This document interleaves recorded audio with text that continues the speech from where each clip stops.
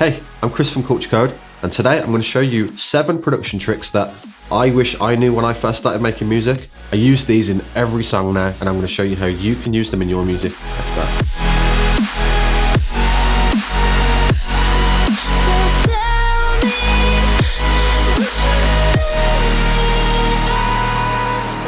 Number 1 is the reverse reverb trick. This trick is really good when you need to fill out gaps in your tracks, especially in vocal phrases where the singer takes a break before the next line. Here's how you do it. So for this, I've just got the vocals and some stems from our song Crying You Out.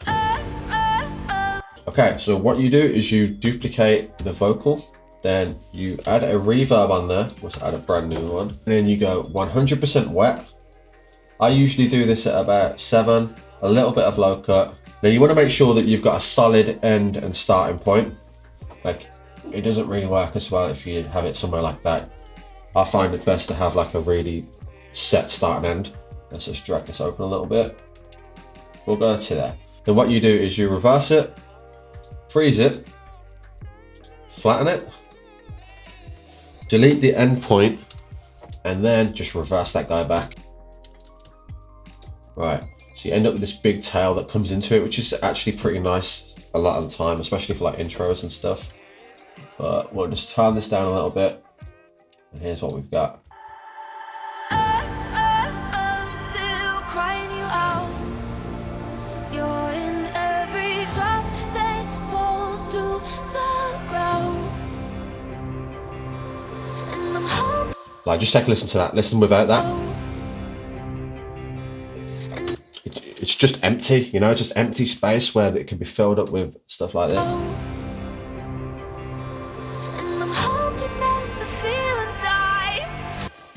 Pro tip is to add a compressor to this new track. We'll just go Ableton compressor.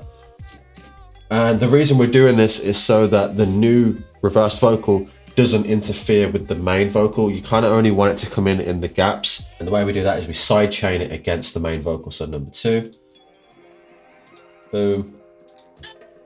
And then we're just going to put it on auto, turn the attack to 0 so it happens straight away, and then just drag this down. I'm still crying you out. You're in every drop that falls to the ground. And I'm hoping that. There we go. Number 2 is humanizing sounds. This took me way too long to realize how important this was. For example, my piano Midi would always look a little something like this.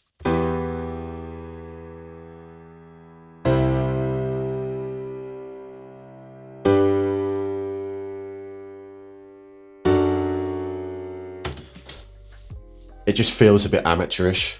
And this trick takes your music to the next level of professionalism. Let's go. I'm going to duplicate this just so we can see it back and forth. But humanizing all comes down to making it appear more as if like a human fully played it. So if you can imagine someone playing the keyboard or the piano would not hit the notes at the same time, or would hit them all at the same velocity. I mean, there are humanization functions now, especially in 12, but I'm just going to show you the manual way of doing this because this is how I did it for like the longest time. So we could just simply come in here and basically just move notes about. If you hold in command or control as you drag, it stops it from being so like to the grid, you see? So you can do something a bit like that, a bit like that, like that.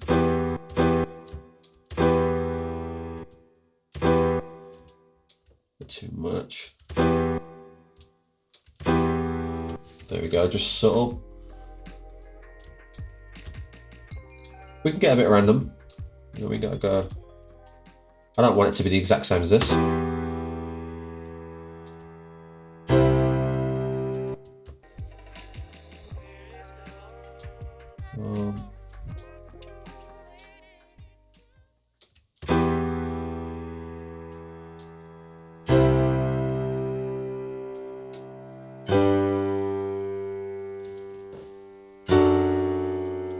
Nice, okay. And then the second part of this is the velocities. So what we can do is we can actually take all of these and we can actually just randomize them ourselves with the randomization function. So if I just set this to something like, yeah, about 40%.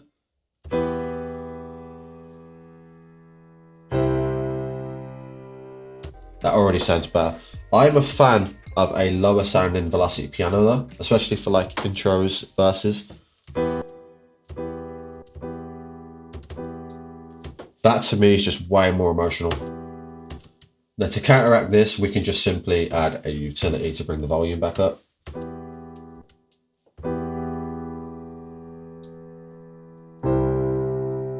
Throw in a little bit of reverb.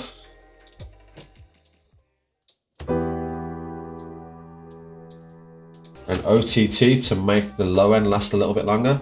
So I'll just turn off the highs, bring this guy down a little bit.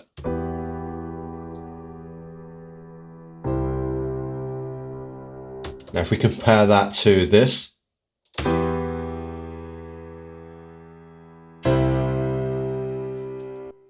it just sounds super robotic, and that's kind of, it's very genre specific. Like there's some house music where this really works well, where it's like all of them are hitting at the same velocity, but for more organic type stuff, this is definitely the route to go. Number 3 is adding more flavor to your sounds.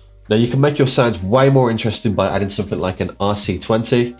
This trick really helps to bring your sounds to life and make them feel a little bit more unique. So I've loaded in like a really basic, boring sound, but we can make this a lot better when we add the plugin in.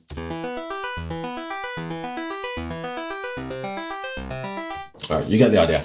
So let's go and add in an RC20. Start from init.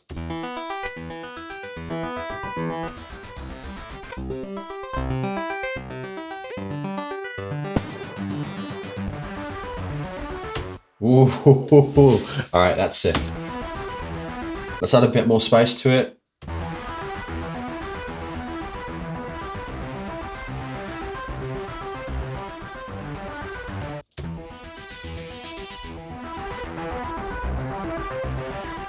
So you can get really creative when you start to like automate these parameters. Magnitude, by the way, for anyone that doesn't know, is like the dry wet.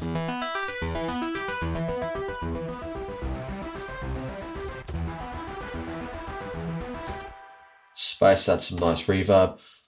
But what we could do here, like this could be for a build up or something, so we could automate this guy. Yeah, let's do that. So A, master EQ, high, that's the one. And we just do that.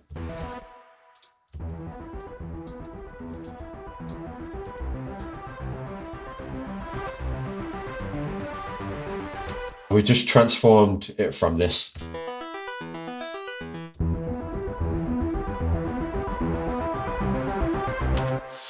Night and day difference. Number 4 is delay throws. Now this is a big one that I see missing from a lot of newer students that I teach. So when you have gaps in your vocals, just like this is where this trick really comes in handy. We forgot shadows, we've kept some secrets. Something is needed in those gaps. All right, so real simple. The best way to do this is just to create an audio track underneath. And then all you want to do is grab the parts of the vocals that you want to delay. Shadows. So I'm thinking the word shadows. Shadow. So you grab it, you copy, paste it directly underneath it. And then you get real surgical with this. So like, make sure that your fade ins and fade outs are right. Probably will keep that S in there, but I don't want it as crazy as that one. So we'll do that. And then all you do is add a delay. We'll just use Ableton standard delay for this. I'm gonna go with 8. You need it 100% wet because you don't want it to start while this one's going on. You want it to come in afterwards. So if I press play on this now, it won't start immediately. Shadow. You get the idea? I don't think. Shadow. There we go. All right, let's take down this filter a little bit. All right, so we definitely don't want it as loud as the above one, so we sort of took it in the background a little bit. Now I want it to delay at least a couple times, so I'm going to turn up the feedback. I'm going to get rid of that as well. I don't want that. over there. You forgot shadow. You've kept some secrets. I would add a reverb just to bury it in there a little bit more, because right now it's completely dry. Shadow. Kept some secrets. Just get a little bit more surgical with the EQ, just to bring it a little bit more low. Shadow. You've kept some secrets. In the shades. Now, if I wasn't going to use the Ableton delay, see, because I kind of like a little bit of a ping pong, but if you use Echo Boy, you can control how wide the ping pong is. So if we just use Echo Boy, I can show you how I would do this. So same again, we want the mix at 100%, put it to ping pong, and I'm going to go, I believe it's half notes it's doing. I'm really shit at working this out. We forgot shadow. You've kept some secrets. Nice. All right, let's cut it a bit low, a bit high. And if you go to tweak, this is where you can turn down the width. We forgot shadow. You've kept some secrets. In the shades of grey, we camouflage our demons.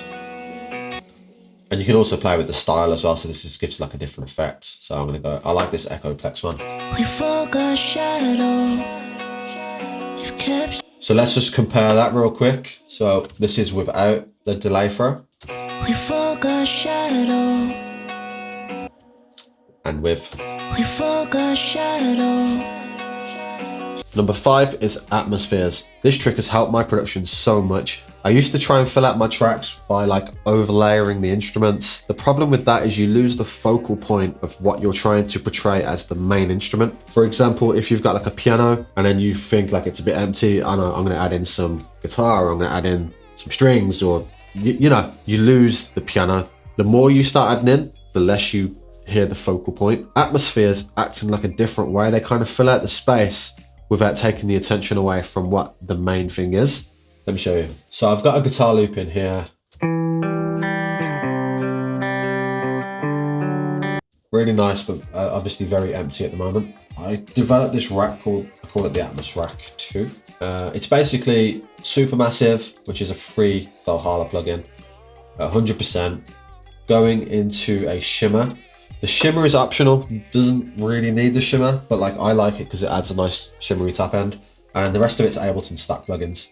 This is actually free on my website, so if you're feeling what we do here, go grab it for free. Right, okay. So the trick here is then you need to put stuff that's in key with the track, and it can honestly be anything. So turns out it's not actually in E major, it's in G major. So let's do this again. Let's type in G major. That'll do. Use a little bit of that.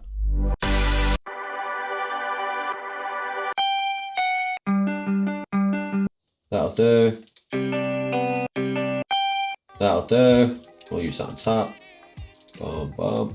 After all, it's in B major, so we need to go down 1, 2, 3, 4. So what I do is when I find a vocal, I'll just like copy it over, sort of move it around by doing Command, Option, and Shift, and you get this little hand, and you just drag around in the sample. Right, let's see what we've got.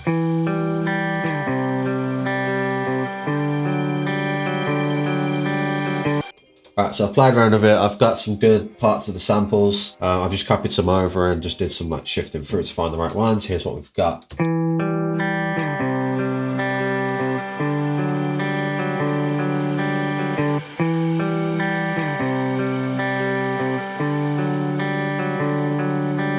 So as you can hear, like we've really filled out the track. We haven't really taken away from the guitar, so I'm very happy with that. The only problem with this method is that for some reason it causes like a delay, probably in the Supermassive. So like when you press play, it doesn't start for a few seconds. The way to get around that is to record this channel. So if we just open a new track and choose that group, and then we can just go ahead and record that. Perfect. Let's say we've got that. And then you can just shift this over to where you want it to start. Like it could be useful for an intro.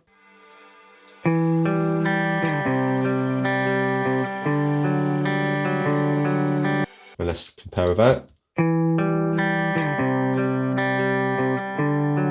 quality.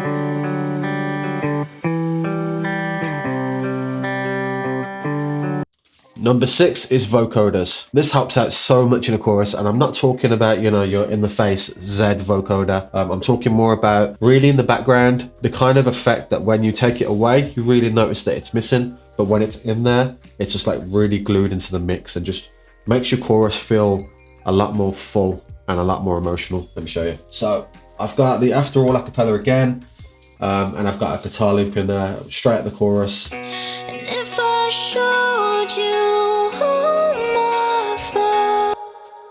Obviously, in your own track, you already have the chord progression, but I do not for this, so I'm gonna have to quickly figure that out. But this is a cool little way to figure out the chord progression of anything. If you throw a spectrum on the loop, solo it, and what we're looking for is the low peaks. So I would guess it's gonna be that one. So G sharp, is that a G sharp as well? Yep. G sharp, F sharp.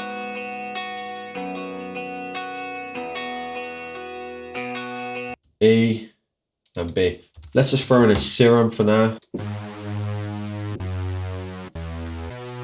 Cool.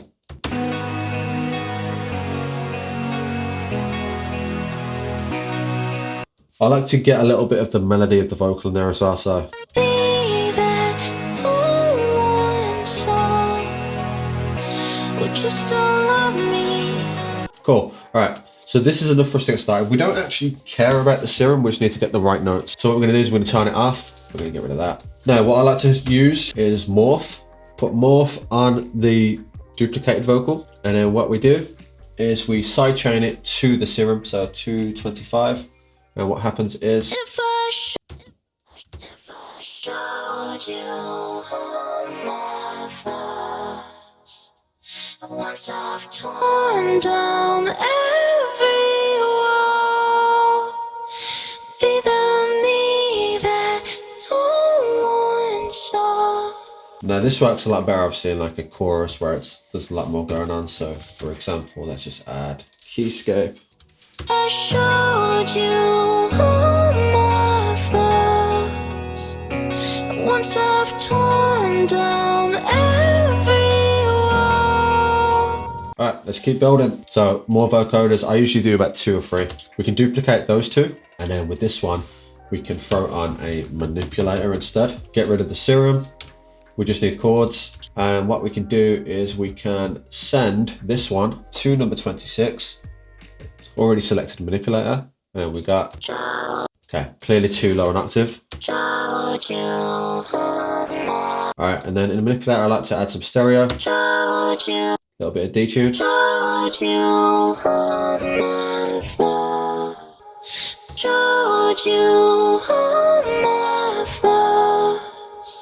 Sweet, how's that sound in the track? And if I showed you all my thoughts, Let's compare that showed you all my, with, showed you all my thoughts, once I've torn down every wall, be the me that no one saw. sweet, right, let's go. Number 7 is a really cool one. It's using Melodyne on instruments. So Melodyne is a great plugin, but not just for vocals. If you've ever had a melodic loop, such as a guitar loop, but you're stuck with the chord progression in your track, right? Well, not anymore. This is where Melodyne comes in. We've got this loop here.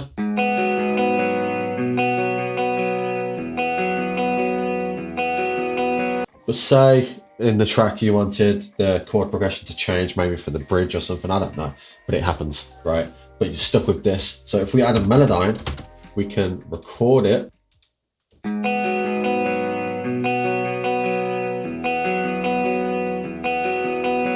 Nice. So then you get this polyphonic detection, right? And it detects all the notes that were in that chord. Maybe you want that to go to an F sharp for that last chord. You can just grab this.